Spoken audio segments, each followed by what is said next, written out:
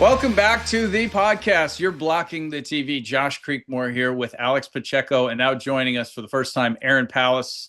Aaron, welcome to the program. Happy to be here. Thanks for having me. We've taken a little bit of a hiatus. We've been trying to figure some things out. Alex and I have realized that we're just too nice to each other, and so we decided to bring on somebody who can kind of be maybe like an enforcer from a hockey standpoint, a guy that really can shake things up for us. So Aaron's going to join us. He's a Boston sports fan, so forgive him for that. But I think also good to round out the two coasts a little bit. We've been a little bit too West Coast, I think, with what we've been talking about up to this point. That said, what's going on for you guys right now in the sports world? What do you want to talk about? I think the biggest thing that we've been talking about is that coaching carousel, but obviously just I think top of mind and being so close to social media that we have now and having the access of not just having to sit in front of our TVs and wait for TMZ to come online, where there's so many different outlets watching the absolute dumpster fire that's going on up in Michigan. Equally sad on half of it, and having that human side of, man, you're just unlucky in 2025 that your whole life is coming down in front of everyone in real time.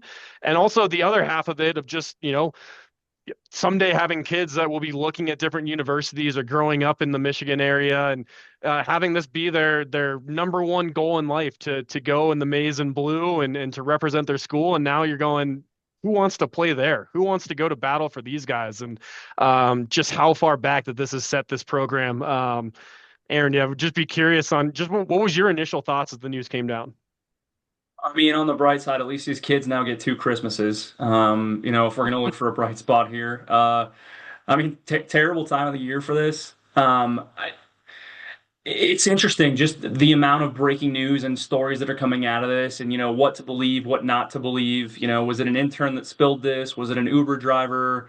Now the insane charges that were being seen. Rather than just, hey, an affair, you're getting fired. The family unit's torn up to breaking and entering and threatening and truly now facing a criminal record. And there's been stories in sports, right? With the Celtics a couple of years ago, Ime Udoka, alleged affair, took a year off. Now he's coaching for Houston, doing well there. But people make mistakes, and then they make these mistakes even larger. And I think that's just what we're seeing here is a complete meltdown from a human being. And it's tough to see. It's like starting a fire in your trash can and then dumping the wrong thing on it and then watching it burn your whole house down. But that said, the contribution that this now makes to the already crazy coaching carousel, because we've already seen how many major programs. I mean, when I say major programs, I'm talking about teams that have been in the conversation of being in the CFP since it went to 12 last year. Penn State obviously fires their head coach. He turns around. He's now the head coach at Virginia Tech. Looks like a pretty good setup there. You've got, obviously Michigan now. So many different ones. Florida, which just seems like it's like all the time. I mean, every 3 years, Florida's due for a new head coach. But just watching the dominoes fall when one coach leaves here, he takes a job here. LSU's another big one. LSU brings in, Lane Kiffin, and then now Ole Miss is out, and so Lane Kiffin's turned into a curse word. I mean, you say that around the wrong circles, and it's going to start a fight. Say what you will about Lane Kiffin. I mean, he is, when it comes to being a football coach, he is a good football coach. It doesn't make a lot of friends. I think that's true. That's clear. But just looking at across all of football and just the ripple effect of all of this, and now in what was already a crazy one, you've got Michigan looking for a new head coach, and they're a major program. They're well funded.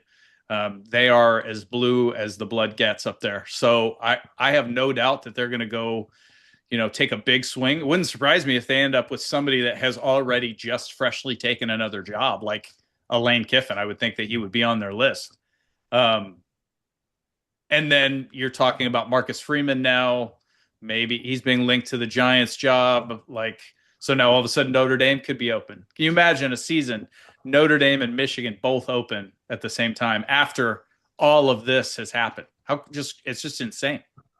I think it's becoming common though. I mean, changing the coaches is like changing your underwear right now. If the season isn't going right, you don't get 10 years of tenure to figure it out and build programs. With the way the NIL is structured, with the way that money is going, you look at what Signetti's done with what was arguably the worst program in all of college football, having the most losses coming in and being able to be like, okay, we'll play by the rules. We have an NIL, we can send money to people, and this is all we needed. We just didn't want to do it under the table or have any type of scandal. So we were just fine being the worst football program.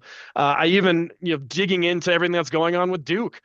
Duke football, basically throwing a major wrench into the CFP when you look at Duke just being a basketball program, and now you're going, well, hey, it's an equal playing field. So there's just so much going on in college sports and the subdivisions and everything. You don't have the same coaching tenures that we grew up with, where you could say a coach and he's only associated with one program. You say Lane Kiffin, and there's 8 different programs that have feelings, opinions, thoughts, actions, good, bad, indifferent. And I don't necessarily know how I feel about it. I feel like this might be my first boomer moment, with you, Creekmore, in terms of getting old and being like, I want to see a program build. I want to rally behind a coach. I want to be okay with a losing season, bounce back and go into a bowl game. Keep throwing it to you, Aaron, being a little bit younger than Josh or I. How do you feel about the coaching carousel and just the differences in the college landscape? The NIL has changed everything. You used to go to a school to play for a coach, right? You wanted to grow to that coach. You wanted to grow into a young man who worked hard to get a spot on a roster to play, college football or whatever sport it was, right? But now it doesn't matter. You go and you chase the money. The coaches are chasing the money. It's created a product that is fun to watch in the way of the amount of teams that we were talking about, looking at the college football playoff this year. It's just there's no loyalty anymore. And it's sad to see, especially kind of talking that boomer language, right? Like you had a team and you cheered for them, and this was your coach and this was your guy. I mean, these rosters are changing drastically every single year. It's putting a more competitive product on the field. Like you're saying, you got a Duke, you got an Indiana who's playing by the rules, and I think maybe they just weren't paying everybody under the table like everybody else has been for the last 20 to 25 years. You know what I mean? It's amazing when you look at what you spend and what comes out of it. It's created a great product, I think, for us to watch, and the money and the conferences, but for the morals of it and being a human being, it's tough to watch. It's tough to see the game that we love, and it just changed so much. I hate it. I hate it personally. I'd look at like Alex Tangay being behind the bench for the Detroit Red Wings, and I'm like, I want to burn your jersey. Give me back your 01 Stanley Cup championship ring. Like, do players really care? And at the end of the day, if I was to go, when I was at my time with Zoom and if Google Meet would have called me and like, hey, we're going to offer you a chief operating officer position, I'd be like, no, I work for Zoom. I will build Zoom as this independent level. I'm sure that to some certain extent that is a terrible analogy, but that's what these players do. Are the Wings going to pay me $10 million? Let me be an assistant coach? Sure, I'll go throw some red on. I don't know if I could personally put it. I mean, we make bets all the time. Hey, if my team loses, you got to throw a Boston jersey on. I don't know how I feel about wearing those colors. Or Creekmore, I'd love to see in some Hawkeye gear. Like, I think that'd be hilarious, but you just won't do it. But yet these coaches, these players just don't care. I would make a bet with somebody about, if the Hawkeyes win, then I'll wear a Hawkeye jersey. But I mean, maybe not right now. maybe right now that would be a losing bet. But just generally, not in college basketball right now. Nebraska ball right now, men's basketball 10-0 for the first time since 1977. So here we go. Good squads. We're feeling Nebraska, good. They're like Iowa State, about to be CSU. top 20 right now. Yeah, we like All that. right. But anyway, my thing with the coaching carousel and with the state of college football today and the money and everything is, I mean, one, you're seeing I wouldn't say more parity. I would say of more of a variety of programs than what we've seen. Indiana being number one, but I also think that Indiana and what has happened there with Signetti, it's a perfect storm. Number one, they brought in a guy that, I mean, they can say what they want, but they didn't know that he was going to have this amount of success. But after year one and year two here, he went out and, wined and dined Mark Cuban and got Mark Cuban to make a huge donation to their NIL. And so now they can take that success, and they've parlayed it in this year to clearly, I mean, especially after that Big Ten championship game, I was asking people, do we really think Indiana has a shot in this game? Because in the back of my mind, I'm like, well, I mean, they've done a lot of great things, but it's going to stop here because this is an elite team that Ohio State has. And yet they just stayed with them the whole way. And I mean, you could even say dominated the game from a feel standpoint. They just really didn't let Ohio State get much going. I got to parlay that. When you talk about that, what is your feelings when you see Tulane and James Madison in the field? Does it make a difference that NIL plays now? That's the rule that they set forth. And, so obviously Notre Dame head coach Marcus Freeman has been very vocal. Their athletic director has been very vocal. But listen, their people at Notre Dame are we going to say they're being vocal, or can we just call them a bunch of babies? They're being a bunch of babies for sure. But they had a part in setting this system up. They had a big part. And so because it's not working out for them this year, they're upset. But like the question that everybody keeps asking is like, well, who are you replacing based on how the rules are set up? And I mean, you can't make the argument that they should replace Miami, obviously, because they beat them in the regular season. I don't care what the rest of Miami's schedule even looked like. Yeah, sure, they lost to Louisville, and Louisville didn't end up being that good, really. But like, you lost to them, and you beat nobody. You beat nobody if you're Notre Dame. You've got 10 wins there, and there is not really a quality one there, in my opinion. Not one that is like there's a marquee win.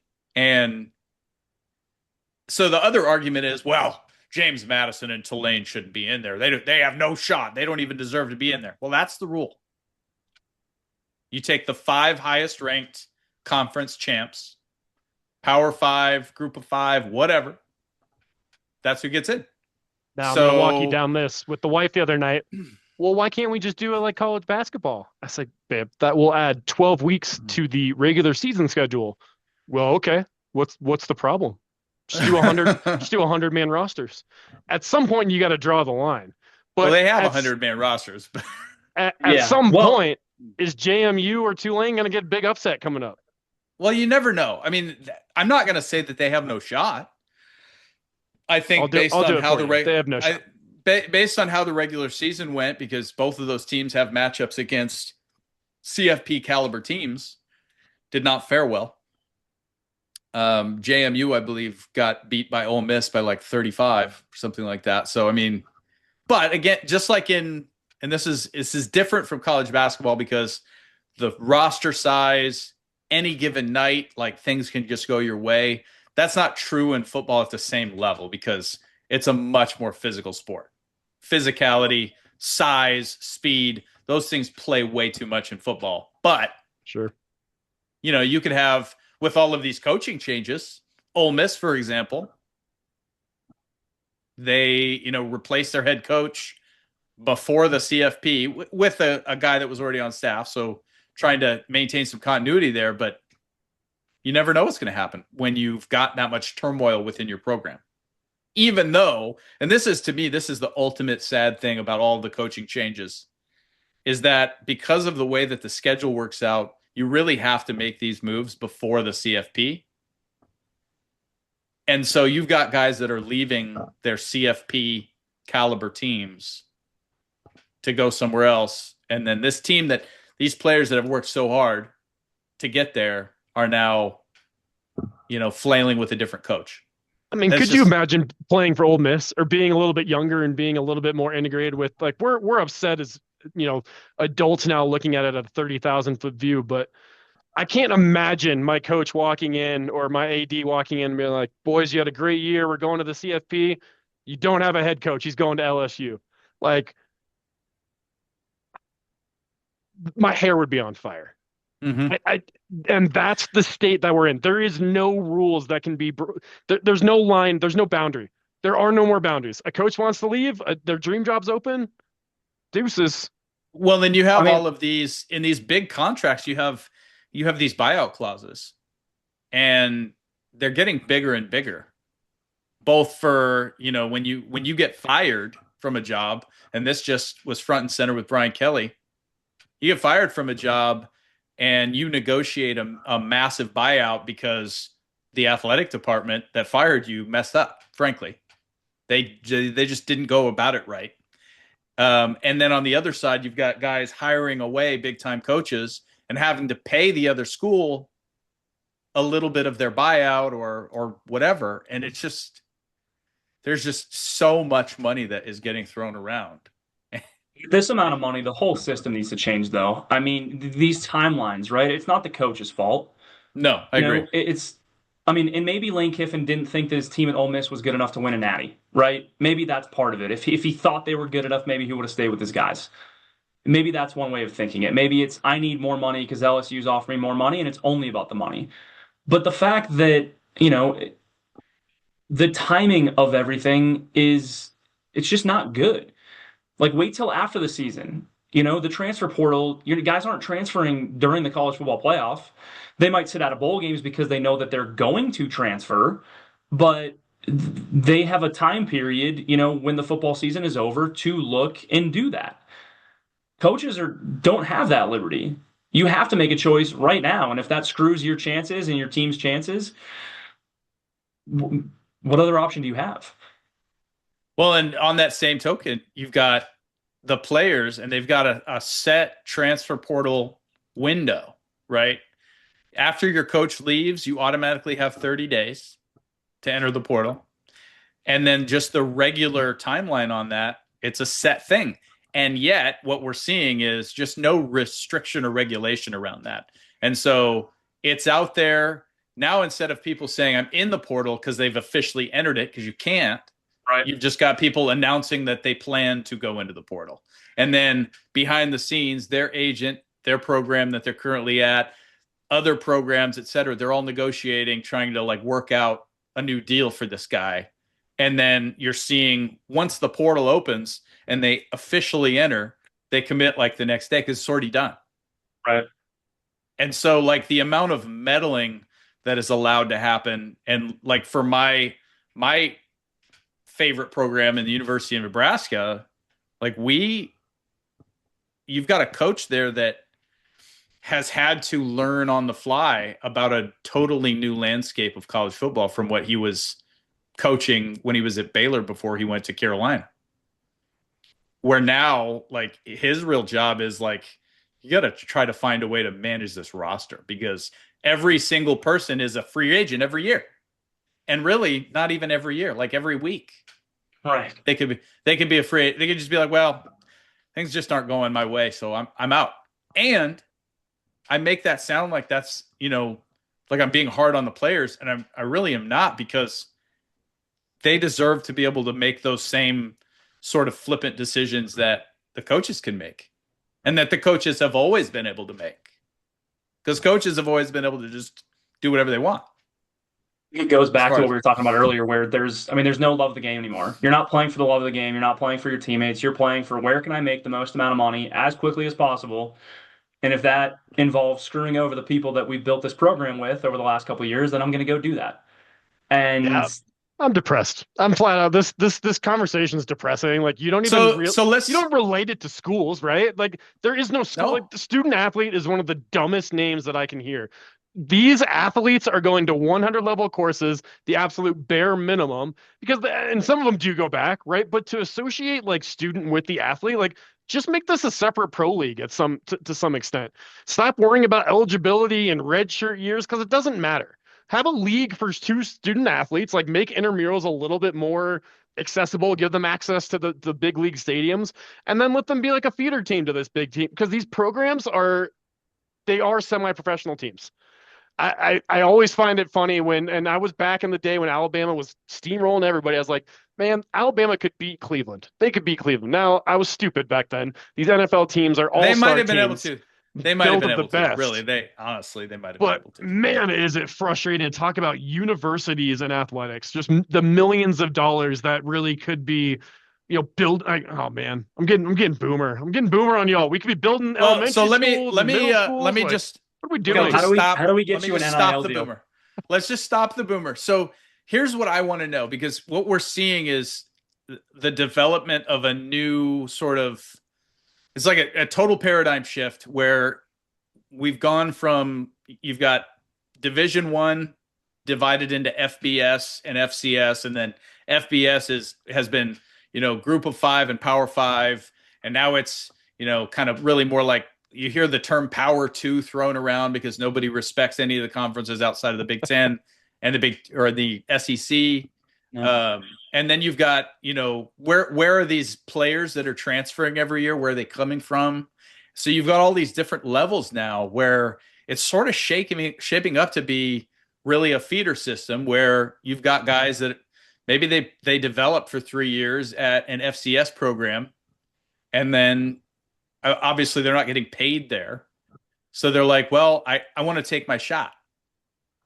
And so the days of like NDSU sending, I think I did the numbers the other day. They have like 18 NDSU alum on active NFL rosters right now, compared to like 12 for Nebraska, which is it's another thing. But are the days of like NDSU sending people directly to the NFL kind of over? Because after 2 or 3 years at NDSU, you're going to move on, make some money at a Big Ten or SEC or Big 12 school, and then go to the NFL. Or are those 18? Are those people that graduated from I believe NDSU, so. or Yeah. are those Yep. just guys that played there? Those are guys that graduated. You haven't seen a bunch of NDSU guys transfer, and most of those guys also are offensive linemen. So I they think. have just produced. Well, I those mean, guys. look at the FCS and look at those schools, right? You don't see. I think those coaches are coaching because they appreciate the game and they want to be there.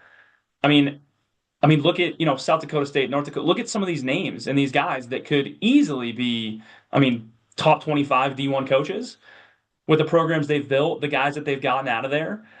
But for them, they're like, well, I like living in a small town.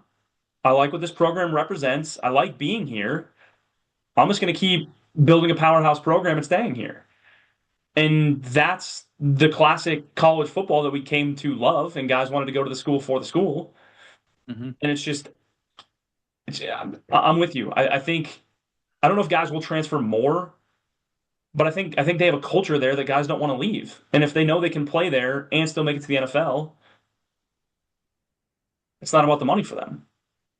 Well, I think for a lot of these guys, like if they have NFL aspirations, that's one thing. But to believe truly like that, because there are plenty of guys that are going and getting NIL deals and making, potentially millions of dollars at the college level who will not be successful NFL players at this point.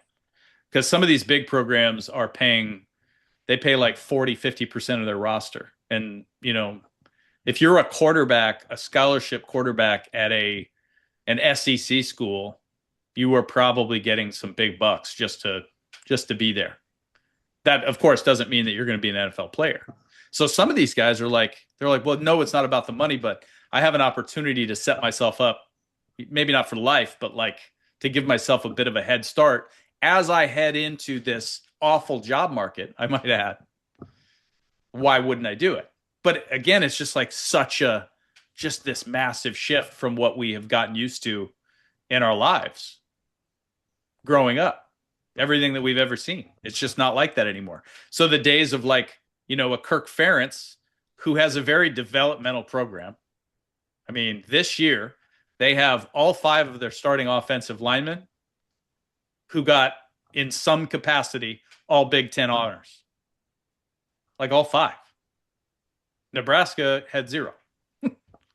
Like, and they do that. I think I did the numbers on that. That was 2 4-stars and 3 3-stars that they turned into all Big Ten caliber performers.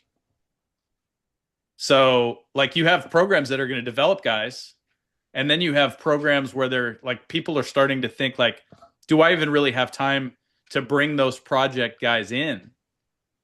Because I might only get 3 years and I need to try to win now. And so you go back to like Indiana and Colorado, and their whole MO has become very early on, has become, we're just going to go buy a new team every year. And you've got like 50% roster turnover, speaking specifically about, Deion Sanders at Colorado.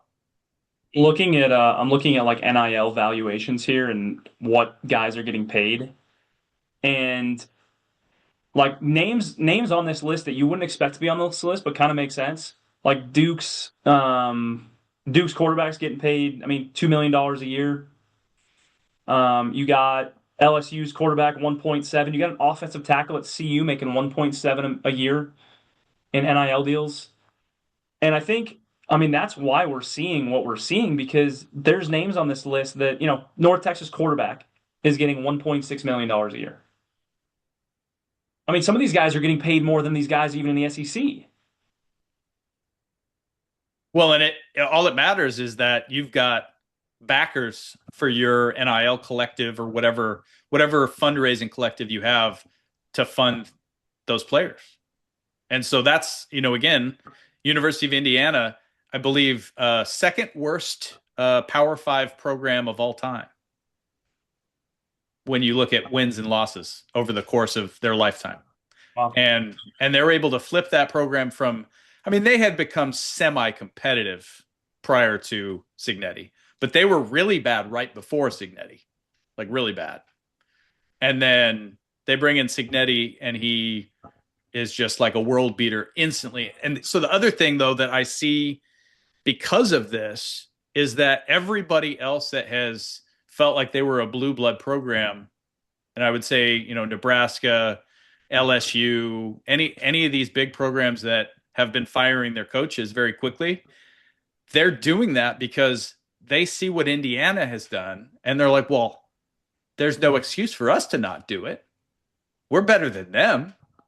And if you're not better than Indiana, all of a sudden, like, well, your job's on the line because there's just no excuse. And the reality is it was a perfect storm for them. They got a great coach, and it's a very well-funded program from an NIL standpoint at this point. Right. And so you can flip it that quickly, but also, you can burn all of your investors, all of your donors by not producing results. You go into the portal and you get a guy and you pay him $2 million, and then he comes in and doesn't even play every week or just isn't that good, which, was true at University of Nebraska this year. And now all of a sudden, do you have those people that are like, well, I'm not gonna keep throwing good money after bad here. But your fortune as a program can change like that, good or bad. And that's just, it's truly, it's like the wild, wild west. And at the same time, like, does that mean that if your program has historically been bad, that maybe you have some reason for hope? Because we have a 12-team playoff. So if you're in a major conference, you can maybe finish in the top 2 or 3 and have a reasonable shot at making the playoff. And that's the end goal, right? You make the playoff, you have a shot at a championship. And if you can find enough donors to pay your roster and put together an elite roster, then you can have a winner out of nothing. Anyway, well, it'll be interesting to see how the coaching carousel shakes out when it's all said and done. I have a feeling that Marcus Freeman is going to be done at University of Notre Dame. They're going to be hiring another big name. Wouldn't surprise me if Kalen DeBoer was on the move. I've heard rumor that he doesn't feel like he fits in really well in Tuscaloosa. And then, of course, Alabama would be hiring, and then it just continues. Kyle Whittingham just stepped down about a half hour ago, so his last game will be against Nebraska. A lot of opportunity. Knew that was going to be coming, which is just doubly bad for us at Nebraska because Like that, they're already a better team than we are. And now they've got all these players that are going to be playing for their coach who's retiring in his last game. Like we are going to get like shredded in that game. I have a feeling. So But, add an extra unit to that bet. well, and then also, the only offense that we've had all year, Emmett Johnson, is not going to play. So yeah, it could be bad. Could be real bad. Take the spread for Utah there. Ouch. Yeah, I would. But anyway, it's nice to not have crazy expectations.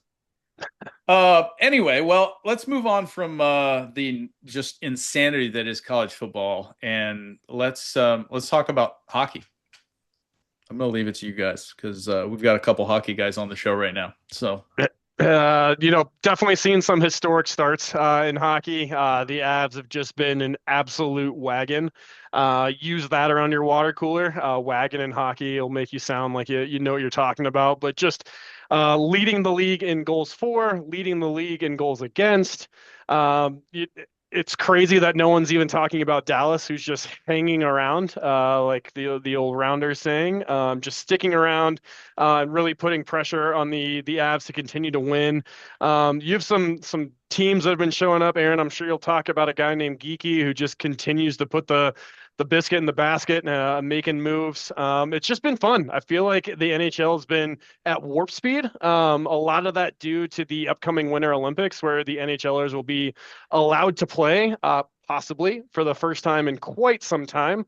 I don't know, Aaron, if you saw the pictures this morning, but they released some snapshots of those arenas, the hockey arenas. I have no idea how in the world they are going to have those ready in time for NHL players, and it wouldn't shock me in the least to watch Bettman and his bunch of minions yank the NHLers and say it's not a safe place. But hopefully they'll be able to make it over there.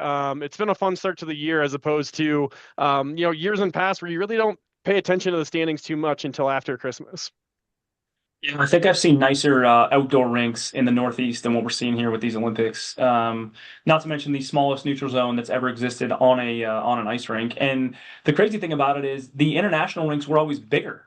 They were always larger playing surface wise than a normal NHL arena. So it'll be an adjustment.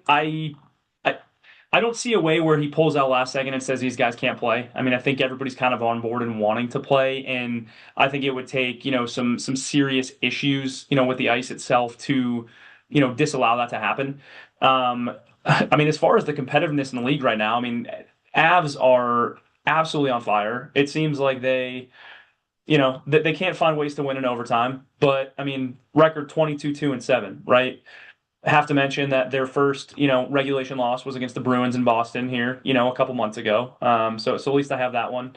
Kendall and I went to the game and here in Colorado and obviously watched the Bruins get absolutely slapped. So, I mean, 26 points is the difference in the West right now. So the Avs at 51, you got the Canucks at 25. Look over at the East. Lightning and Bruins are tied at 38. You got Hurricanes, Capitals at 40, and Sabres in last at 30. I mean, both of these divisions, this whole conference is essentially wide open. The Panthers are stuttering out of the gates a little bit. The Lightning Dealing with a lot of injuries. Yeah, I mean, the thing is when you're competitively playing deep into the postseason every year and other teams are not, you're going to have more injuries. Guys are going to have less time to rest. It's going to cause issues, which is the big thing. Now I wouldn't hate not seeing them play and make the playoffs because the Bruins can't seem to beat the Panthers in the playoffs. Have officially become our kryptonite and a rival that we didn't think we would see. But hockey's fun right now. This is the best time of year. I think hockey's interesting too, Josh. For being an Avs fan, as fun as it is to watch every game and just continue to just be like, man, even when we do lose, it's like, it's okay. That's good. We need to feel losses because it's going to get us ready for the postseason. I'm in that weird zone of fandom now where it's like, are we winning too much? Even before we talk about, I'm sure we'll talk about NFL a little bit, but you're looking at the Broncos, like it might be good for us to lose a game. Like I feel like there's that fear, right, of going into the playoffs on a 10-game win streak and being like, man, just won all these games. We're going to blow it. We're due for like Murphy's law of averages. A loss is coming. And you try to psych yourself out to being like, man, is all this winning good? Is the President's Trophy, that great? Boston Bruins put up a historic season, 132, 134 points. What happened that year, Aaron? Bounced by the Panthers in the first round. Big old broomstick by number 8 seed. See you later. Try again next year. Glad you have that rafter. The sign on the rafter that says President's Trophy, best season ever. Because that's all it means. You didn't get the trophy. You didn't get the parade. Nothing happened. So in that sweet spot right now of Nuggets are having their best start ever. Nothing close to what OKC's doing, but staying on hockey, it's one of those things where you're excited, we're playing good, we're unstoppable, our power play is absolute dog crap, so hopefully we've picked that up. But the NHL season's been fun. I feel like there's been games every single night, and it's just been a real entertaining start to the year. I mean, the thing about the Avs and kind of what you're saying about losing is when you're winning these games, you're winning by a lot, you have an opportunity to rest guys, right? And I think that goaltending is the only thing that have kept the Avs back the last couple of years. I mean, you had a dumpster fire of a goalie room last year with Annunen and Georgiev, right? And it was like, this team is so good and these guys are so bad to the point where they got rid of both of them, and Georgie's not even in the league anymore. And you get, what do they call them? The wood stack, the wood yard. What are they? The lumber The yard. lumber yard, is that what? Yeah. And I'm like, you got Wedgwood, who's getting paid backup money, supposed to be a backup, who looks unbelievable to start the year, right? When Blackwood's hurt, Blackwood's coming back. My concern is, yes, you want to kind of ramp Blackwood up. I'm like, but you also don't want to wear out Wedgwood, and you want to be able to play two goalies in the playoffs. I mean, play the hot guy, switch him up. I mean, that was the biggest mistake Montgomery made when the Bruins were playing the Panthers, was all season long you're alternating your goalies. They're both winning. You got, some good camaraderie with them. And then, all right, we're going to go Olmark, right? We're going to play him 5 games. Oh, shit. Something's hitting the fan. Let's throw Swayman in there, right? And then Marchand misses a breakaway goal at the end of regulation in Game 6 that would have put us to round 2. No, instead he goes and wins a Stanley Cup with the Panthers 2 years later. You know what I mean? You got to make it to the playoffs, and the NHL playoffs are better than anything else, sports wise. But I mean, if you're going to win games and you can stay healthy, I mean, I don't see anything wrong with winning the President's Cup. The problem is a lot of these teams are injured and they sell out to do it. But I mean, the Avs are young, they're healthy, they look good. I mean, I don't see a reason they can't go all the way this year. Yeah, odds-on favorite. I think they're minus 270 now to make it to the Cup final, and then plus 300. Runaway favorites to win the Cup as of today. So pretty excited. What are the Bruins odds? Any intel on that? I think the Bruins, just to make the playoffs, are I think that's a magic. No one saw that coming. Thought they were gonna be dumpster dwellers. So we'll see. NFL Cup odds. Let's see what's hot off the press here. Yeah. I know they had just been updated. I'll get back to you on that. Yeah, the Bruins are an interesting one this year because came into the year with zero expectations, and everybody's been hammering Sweeney the last couple of years for lack of prospect pool and bad drafting and poor free agents, and obviously the Marchand trade, which I actually thought was a really good thing because we got a pick out of it. And yeah, he's a good player, but you can't build a team around a guy that's only getting older and wants a 4-year contract at 36. I mean, if you got to pay this guy $5-6 million a year at 40, it's just totally taking away from what you can do. So, we fleeced the Leafs by getting rid of Carlo, getting a pick, and getting Minton, who's looked really good on our 3rd and 4th lines this year. Geeky, I was starting to think that maybe he was a Pasta merchant, but Pasta missed 6 games, and Geeky was still putting up 2 or 3 points a game.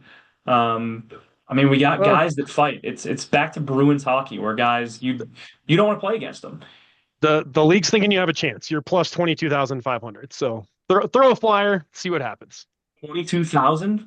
22,500 on FanDuel. Anybody got $100 lying around they want to throw on that? We'll open up a Venmo account for you're blocking the TV. Make sure we can. I have a money where strict, mouth is. no betting on Boston teams policy for me. I can't. Too much winning. That's the problem. Too much winning. Well, speaking of too much winning and the NFL, and I'm thinking to myself, I'm like, Alex, it's really easy to talk about your hockey team when they're playing so well. And obviously the Broncos are playing really well as well. And I'm thinking to myself, like, could you guys have two championships this year? I haven't looked at the where the Nuggets are sitting in the standings, but could you have two championships this year? And thinking to myself, wow, some guys have all the luck, and yet, you have the Rockies who are sort of, keeping you guys average as a state. Hey, we're getting Moneyball's coming to 5,280 feet. We have things working. Apparently Dick Monfort is just doing what he does best and throwing money around. Ha ha ha. Not yet. We need But players. the two best records in the NFL, the Patriots and the Broncos. Yeah, as a Broncos fan here, Checo, walk me through Bo Nix. What strengths, weaknesses? Can he get you to the Holy Land? I think the biggest thing, and I think it's one of those that it's almost like a kimosabe. I go to Karate Kid almost, where we've got Sean Payton kind of just holding them back and just being like, "Come wash my car, young Padawan. Do the little things." There's a funny joke in our friend group that you can bet with relative certainty that the first drive of the game is going to feature a Bo Nix rollout to the right with an incomplete pass down the sideline because that's what he does every single game. And then the fourth quarter, he sees an open patch of grass and starts to run into it. So I'm still high on Bo Nix. I'm a believer, but I feel like you need to let it's disappointing, right? And this has been my issue with all of Denver sports fans growing up in Colorado my whole life. Is this reliance on the Broncos to either be Super Bowl contenders or blow it up and we'll start again? I wish Bo Nix had a couple seasons of just complete dog crap, like throwing interceptions, learning the ropes. But people are so high on the Broncos, and I'm consistently like, hey, same as New England, we played a third place schedule. Hey, we're not playing the best of the best week in and week out. We won the games that we were competitive in. We won the one score games, but this is one of those that I could honestly see. I could see the Broncos making a Super Bowl run and then not making the playoffs next year. And I not mean, I all think it's been just one that up score and games down. though. I I feel mean, like pretty every much. Broncos game, I am still waiting for, and again, like this is coming from a Patriots fan, right? I think Drake May is a lot better than Bo Nix is, but I'm still waiting for the Broncos to like handily win a game they are supposed to win. I mean, the Chiefs last year, given it's the Chiefs, right? They won how many one-score games and then went and got absolutely blown out in the Super Bowl? Right. It's like I agree with you here. It's like there have been games where they needed to be humbled but somehow held on, or looking at the Giants game sticks out more just because of how ridiculous the end of that game was. I mean, we almost shut the game off. Right.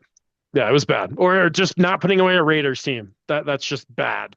I mean, Not let's look at these scores. So we got loss to the Chargers by 3, loss to the Colts by 1, and we all know how that one worked with the field goal and the leverage call.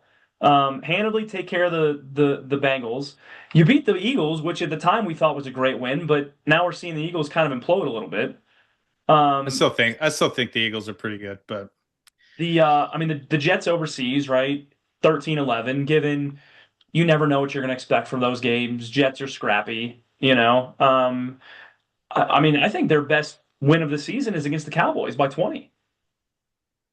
It's the only game they have won by double-digit points, other than the Bengals. But I mean, looking at how the Cowboys have been playing lately, the Cowboys aren't a bad football team.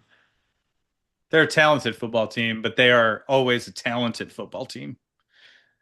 They're just Commanders 1 point, given they went for 2, and then the Commanders just absolutely blow up against the Vikings. The Raiders. I mean, you got Packers, we got Jaguars, Chiefs, and Chargers. I mean, what a way to go into the playoffs with 4 of probably your hardest tests of the year. I mean, get out 2-2 and first or second place, and you're good to go. I mean, I don't see how they breeze by these games the way that they've been playing. it'll be interesting. I think this weekend's a big test with the Pack coming to town. I would agree. yeah. I mean, really, I think out of the four opponents that you guys have left, I would probably most like to play the Chargers. I think the Chargers are maybe better than the Chiefs right now, really, just overall. But like the Chiefs are the Chiefs. They have Patrick Mahomes. There's a factor. Plus, it's at Arrowhead, so you just never know in that game. The Jaguars have just been like every week. I'm like, okay, are the Jaguars like kind of good now? Like, and I mean they are. I mean they're 9-4. Like it wasn't a season ago that people were talking about Trevor Lawrence as a bust, and he has not looked like a bust this year. But yeah, that Packers matchup this next week is they're pretty good. They're like, I hate to say it for all the Packers fans out there because there's plenty of them all over the country, but Pack is back. Looking good. Yeah, it'll be a fun matchup. Is Phillip Rivers going to take the Colts to the playoffs? Oh man. Old man Rivers. Here's what's crazy. You want to talk about like what 44 looks like today versus what 44 looked like when I was a kid, right? Because I remember when the Falcons signed a long retired Steve DeBerg as a 44-year-old, I think he was at quarterback. And it was like, this guy looks like he could be a grandfather at that time. Like he's 44 and I'm like, this guy is freaking ancient. Like he's been out of the league for how long? Like, did they pull him out of an old folks home? And Phillip Rivers obviously has gained some weight and was never known, as he was careful to let everybody know, was never known for running away for anybody. I mean, I think they need a Daniel Jones type guy to lead them to success. They need somebody that has some mobility. That's just the way their offense runs. I don't think Right. Phillip Rivers is going to do it, but it is funny though, because again, like compare Phillip Rivers, like Tom Brady at that age, like these are guys that look like they can still do it, compared to what that looked like long ago when, frankly, like, I mean, remember John Elway at the end of his career, what was he, 38, 39? I think so. Yeah, right in there. Yeah. Yeah. And watching him move around and, watching him like fall to his death into the end zone in that Super Bowl, I'm like, you got to get him to the hospital. Like he does not look super athletic other than the fact that he can still sling it. Like, I I don't mean, know. the helicopter you'll see that on every Super Bowl clip forever. My Well, I mean, favorite, I was going to say John Elway is 65 now, but he looks like he's 80. So, I mean, he's never really had the age look-alike thing going very well for him. no, the teeth have never been favorable for him, unfortunately. I don't think the Colts win another game this year. Yeah, they might not. Let's look at that schedule. The Brutal Seahawks, the schedule. Niners, the Jaguars, and the Texans. They're going to fade away. It's a Unless shame. Jonathan Taylor can do what he was doing at the beginning of the year. Yeah, I mean, and you look at Jonathan Taylor and what he did at Wisconsin, and he was, a true bell cow, the kind of guy that it wouldn't be unusual for him to carry the ball 25 times a game, and like they would just ride him. And he is still very young because he was very young coming out of Wisconsin. He was like a 17-year-old true freshman, I think. But yeah, I mean, the running back position in the NFL is not kind to bodies. So I don't know, man. But yeah, you got the best of or two of the top three out of the NFC West, and the Seahawks and the Niners, the Jaguars, who are no slouch, the Texans, who are no slouch. It's not even really crazy to say that they don't win another game. It's very possible, especially given what we now know.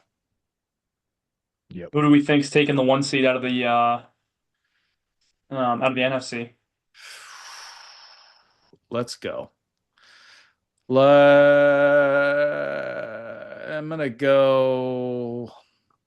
gonna say that the Packers are gonna sneak it out. I think the Rams and the Seahawks are good. I think the Niners are good, but there's just too much inconsistency there. I think the Packers they're just really good. Honestly, I'm surprised they're 9-3-1. Crazy as that is. Packers have looked good. I mean, that's again why I worry about the Broncos this weekend. I mean, given they're at home, but that's I'm excited. I'm excited for the end of the year, and I mean, similar to the Patriots, right? It's all about the schedule, and you're playing easy teams and this and that. It's like handling teams they're supposed to beat. They're beating teams with winning record. They're beating teams that have losing records that other teams with winning records are losing to. It's like next 4 weeks will tell us what we know. I think a little bit more about the Broncos. I think the Patriots still have an easier end to the season with the Bills, the Ravens, the Jets, and the Dolphins. Like, I really don't think there's anything here at the end of the season that's going to prove anything for us. Which, as far as the number one seed goes, I like because I think we have a much easier end of the season. With the Broncos here holding the tiebreaker. But I'm excited to see what Bo Nix can do, and I worry that teams are going to blitz him a little bit more and try to keep him in the pocket. And we've seen what happens when he stays in the pocket. He gets a little bit of happy feet going. Um, so I think that's the way you beat the Broncos because the defense is the defense. I mean, they're electric to watch play. Nobody's putting up points against them.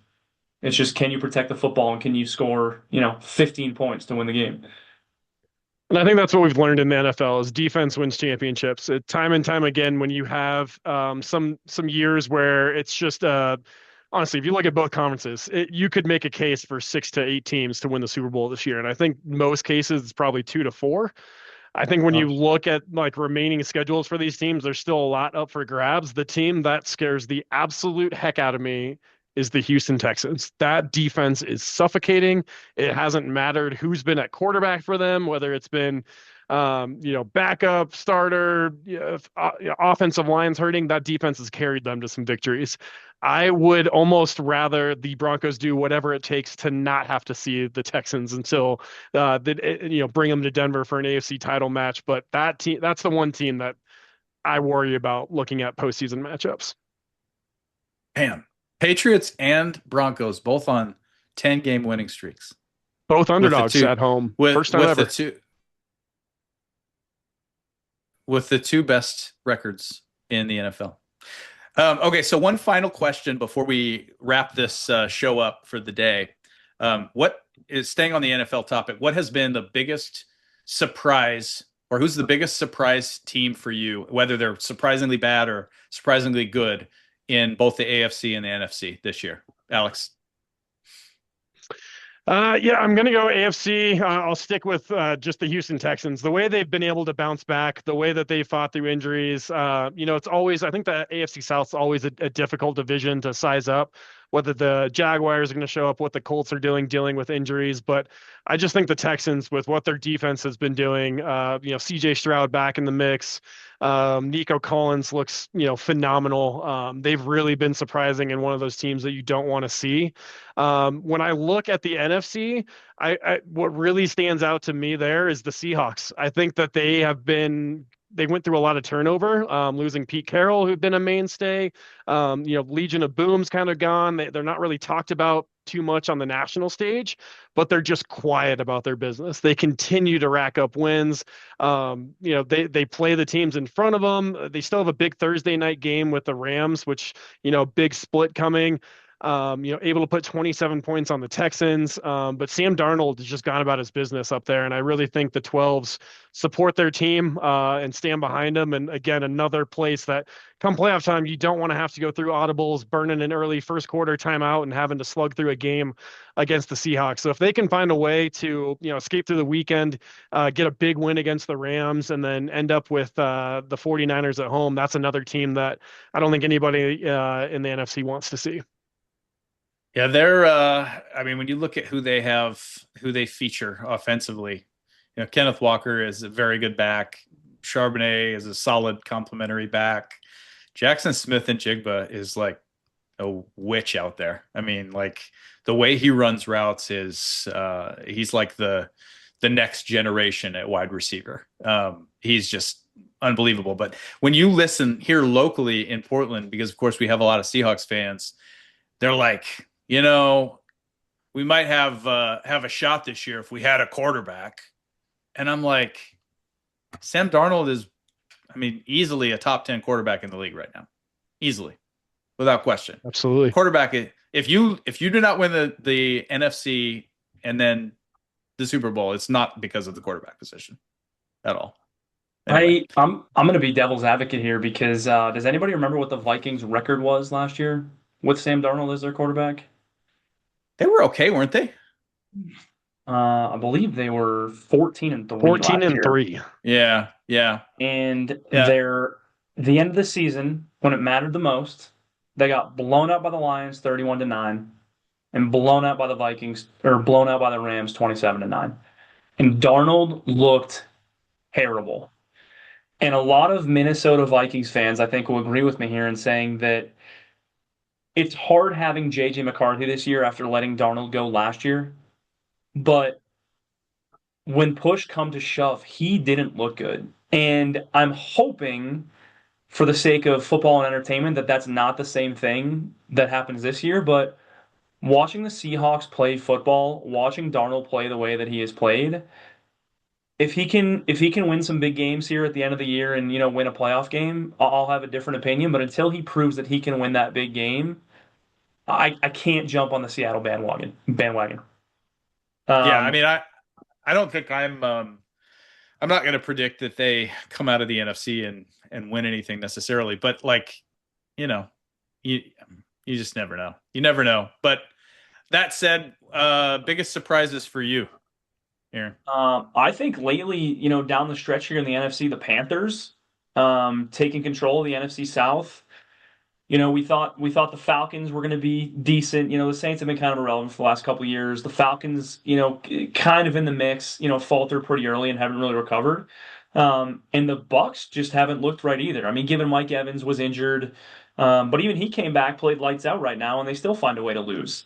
I mean, Baker Mayfield's been decent. He's been solid, but the Panthers. I thought the Panthers were dead after they got blown out by the Patriots. Only to come back and win some close games here. I mean, they beat the Rams, who the Rams looked unstoppable 2 weeks ago. Um, they lost to the Saints. They beat the Packers. It's unpredictable, kind of like we were talking any given Sunday, right? It's unpredictable, but I don't think they have the team, the coaching, the experience to make a run. But I think seeing them in the mix as a playoff team is a huge surprise this year.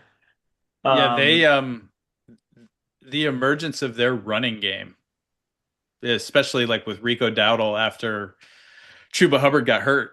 And then all of a sudden, and I remember I had Hubbard on my fantasy team as a starter. And then Dowdle plays a couple of games and you're like, yeah, Hubbard's never going to be the starter again, is he? I mean, you got the Lions at 8-5, who are sitting out of the playoffs as it looks, or going to be competing for those 6, 7 spots. Um, the Bears, I mean, when teams get a good head coach, and you knew what Ben Johnson was, but the Bears have been irrelevant forever, right? So you see them come out of nowhere. Um, I mean, as far as the AFC goes, I don't think anybody expected the Ravens to fall off a cliff like they have, given you have injuries to Lamar, but even that defense has looked terrible. Um, the Steelers are at 7-6. The Steelers, that's another division that we're seeing. I mean, who's going to come out of it? Can both of those teams potentially make it? It's like, is Tomlin going to skate by the skin of his teeth again and somehow keep his job? He's going to finish 9-8 like he does every year above 500. They make the playoffs, they don't win a game. I mean, it's exhausting. Watch Aaron Rodgers. Like it's just watching some of these teams year in and year out. Like the parity that will change, and then you just got teams that just sit there and do the same thing they've done and find ways to win football games and play boring football with a quarterback that looks like he hates his life most of the time. I'm interested to see what's going to happen here at the end of the season. I think what is interesting for me is when you look at who is in last place in every division in the AFC specifically, it's less obvious in the NFC, but like you look at the Raiders in last in the West, the Titans in last in the South, the Browns in last in the North, and the Jets in last in the East. Like, what's new? I What's can agree new? with that. That's the Like, first thing we've said all day where I'm like, yep, sounds right. I mean, what's new? Like, God, talk about predictably bad. Like, you feel bad for those fan bases, and I'm a Cleveland baseball fan, not football fan. So I feel bad for my brothers who are Cleveland Browns fans. it's just like no matter what they do. Like, I mean, in the Raiders, they're like a gimmick team now. Like, it, if they ever weren't a gimmick team, but like now they're in Vegas, they're like, let's see if this works. Let's give this a shot. Like, man, I just, yeah. Biggest I mean, surprises for me. I definitely see the Panthers. That's a huge one, but I think for me, it's more the Bears. The Bears at 9-4, even though like the writing was on the wall that they should be good. It's like a believe it when you see it with them because they've been so irrelevant. So that's my biggest surprise in the NFC. In the AFC, it really is a toss up between the Chiefs and the Ravens, each being 6-7. I think really it's the Chiefs that's the biggest surprise for me because it's not that their personnel haven't changed. It's not that they haven't had injuries and like they've had those things that like for a lot of teams are hard to overcome. But for the Chiefs, that stuff has happened every year and they've overcome it. Right. does This Mahomes year, win another Super Bowl? probably he's a gamer. I mean, he's a good player. I, He's, I think there's the things parity in the he's NFL for the first time in a long time. It's Losing your tough to tight make end after runs this like year. that. Your coach is about to retire. I yeah. mean, does All bets does could he be off for sure. does he stay in Kansas City forever? Well, I mean, he is a Tyler, Texas native. So, played his college ball at Texas Tech.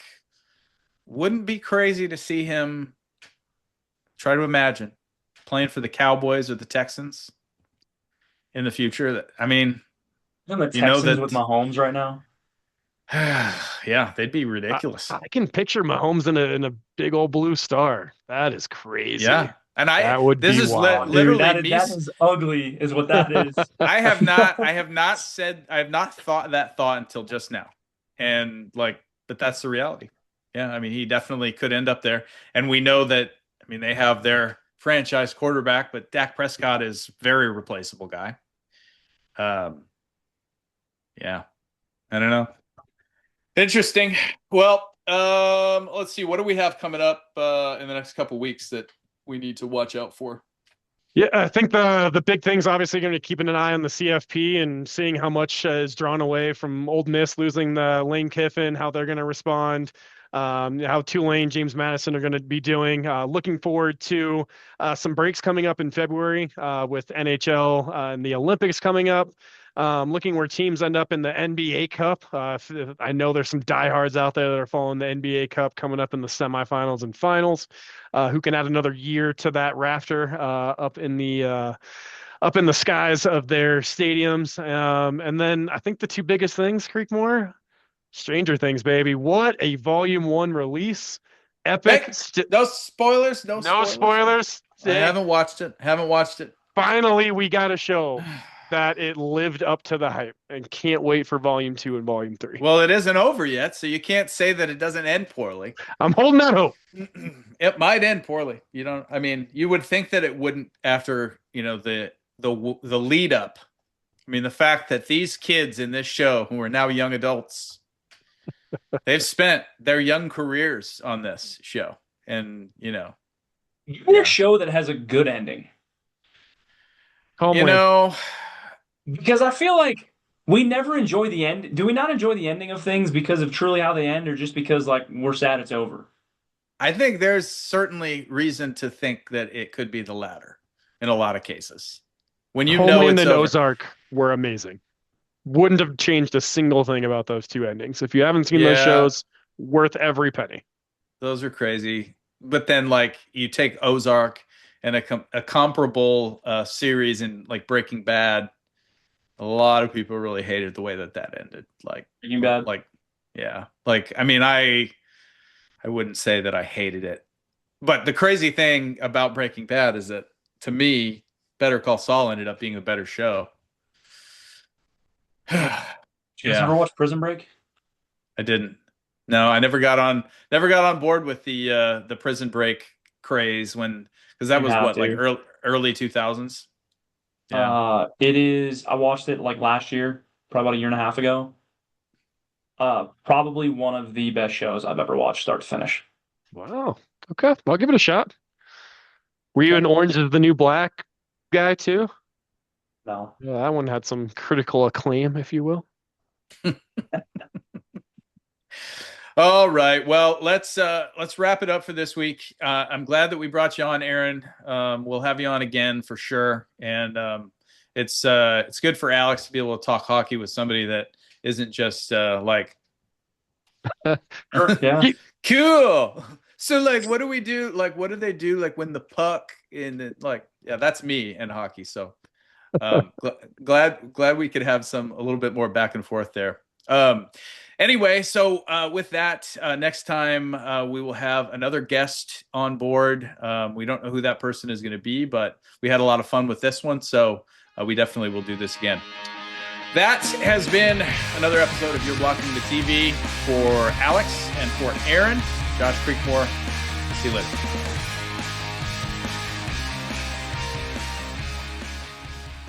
If you enjoyed this video, don't forget to like, share, and subscribe.